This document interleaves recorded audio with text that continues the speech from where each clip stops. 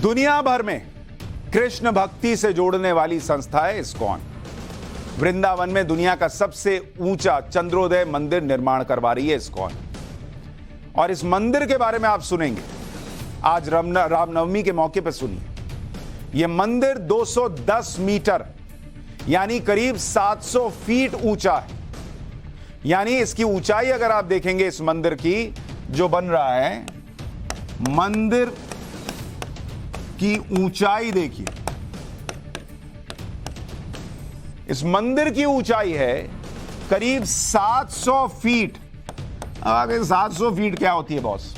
कुछ अच्छे एग्जाम्पल से समझाओ। मतलब 70 मंजिला इमारत के बराबर।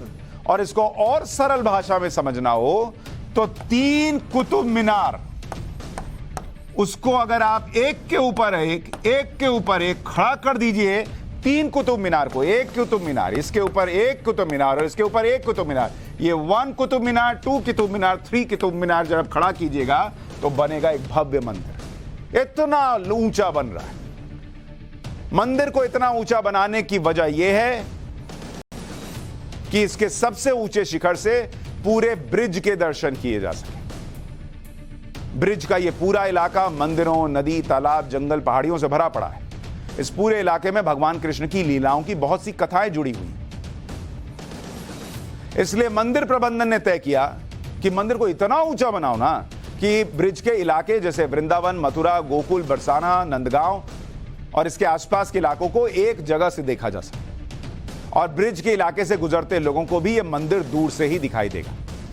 आने वाले कुछ दिनों में मथुरा के आसपास यमुना एक्सप्रेसवे से गुजरते हुए आपको यह मंदिर साफ साफ दिखाई देगा। आप में से बहुत सारे लोगों के मन में यह सवाल आ रहा होगा कि यह मंदिर कब तक तैयार होगा। इसके बारे में आपको आगे बताऊंगा और मंदिर की खासियतें भी बताऊंगा।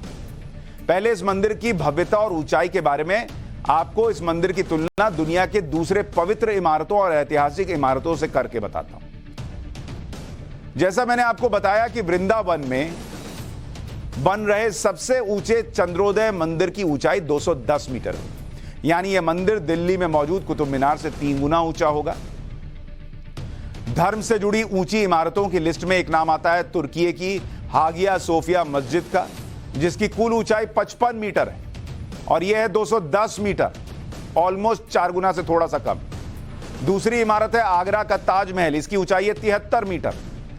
इसके अलावा लंदन की सेंट पॉल कैथेड्रल चर्च है, उसकी ऊंचाई है 111 मीटर, उससे ऑलमोस्ट डबल से बस थोड़ा सा कम होगा यह मंदिर।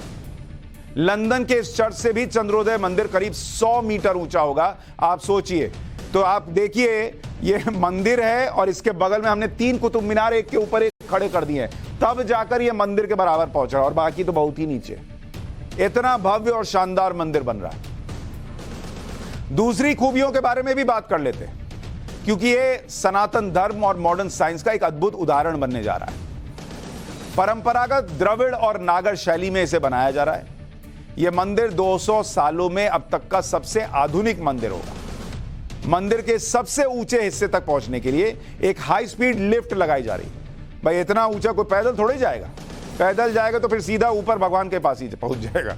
सीधा भगवान कहेंगे आओ, इतना ऊपर आए हो तो मिल ही लो।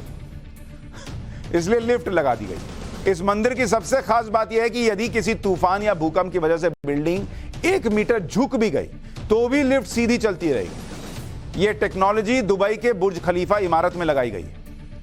मंदिर की पूरी इमारत में 511 पिलर होंगे। इन पर पूरी बिल्डिंग का वजन 5 लाख टन होगा, जबकि ये पिलर 9 लाख टन वजन सहने की कैपेसिटी रखते हैं। मंदिर के ऊपरी हिस्से में ही 4D तकनीक से बनाए गए देवलोक और देवलीलाओं के दर्शन भी किए जा सके। इसके अलावा श्री कृष्ण के जीवन लीलाओं को जानने के लिए थिएटर होगा, लाइब्रेरी बनाई जाएगी। सबसे खास बात यह है कि 26 एकड़ से ज्यादा के इलाके में बन रहे चंद्रोदय मंदिर को भगवान कृष्ण के जमाने में रहे वृंदावन के स्वरूप में तैयार किया जाएगा। इसमें 12 आर्टिफिशियल जंगल बनाए जाएंगे, जिनमें फलदार पेड़ होंगे, बगीचे, तालाब और झरने भी दिखाई देंगे। पूरे मंदिर का पूरे तरह से घूमने में श्रद्धालुओं को 3 से 4 दिन लग जाएगा। इतना भव्य मंदिर होगा, आप सोचिए। इसलिए इसमें रहने की व्यवस्था भी की गई है। साल 2006 में इस्कॉन के बेंगलुरु के श्रद्धालुओं ने इस मंदिर को बनाने की योजना बनाई थी। इसके लिए दुनिया भर की कई कंस्ट्रक्शन कंपनियों और इंजीनियर्स को शामिल किया गया और करीब 8 साल की तैयारी के बाद साल 2014 में इस मंदिर की नींव रखी गई। इस मंदिर को बनाने का टारगेट 2022 तक रखा गया था, लेकिन कोरोना की वजह से इसमें 2 साल की देरी हो गई। अब यह मंदिर इस साल कार्तिक के महीने में यानी अक्टूबर नवंबर के बीच खोल दिया जाएगा, लेकिन पूरा मंदिर 2026 में बनकर तैयार होगा। इस मंदिर को बनाने में 700 करोड़ रुपए खर्च होंगे। 700 करोड़ रुपए, सोचिए कोई छोटी मोटी बात नहीं। 2014 से बनते बनते 2026 में कंप्लीट होगा, करीब 12 साल में 700 करोड़ की खर्च से। लेकिन इतना भव्य मंदिर होगा कि जाइएगा तो मन गदगद हो जाएगा। इस मंदिर के बनने के बाद ब्रिज के पूरे इलाके में पर्यटकों और श्रद्धालुओं की संख्या बहुत बढ़ जाएगी, जिससे आसपास के इलाके की इकोनॉमी को बड़ी मदद मिलेगी। इसके बारे में भी आगे बताऊंगा, लेकिन उससे पहले दुनिया के सबसे बड़े मंदिर की कुछ तस्वीरें दिखा देता हूं।